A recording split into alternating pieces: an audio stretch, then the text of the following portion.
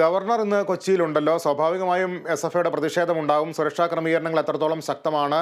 ഗവർണറുടെ പരിപാടികൾ എന്തൊക്കെ?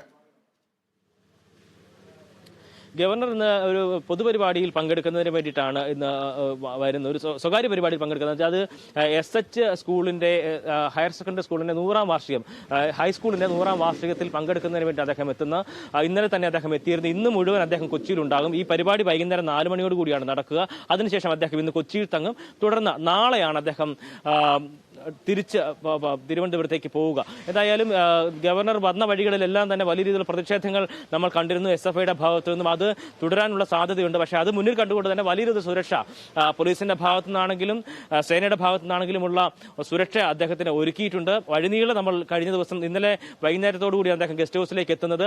ഇന്നലെ ആ വഴിനീളെ നമ്മൾ ആ സുരക്ഷാ ക്രമീകരണങ്ങൾ കണ്ടിരുന്നു. വലിയ പോലീസ് സന്നാഹം തന്നെ ഈ വഴി സൈഡിലെല്ലാം തന്നെ ഉണ്ടായിരുന്നു. അത് ഇന്നും തുടരാനുള്ള സാധ്യത തന്നെയാണ് കാണുന്നത്. ഇന്നെന്തായാലും ഗവർണർ കൊച്ചിയിൽ തുടരും. നാളെയാണ് അദ്ദേഹം മടങ്ങിപ്പോവുക.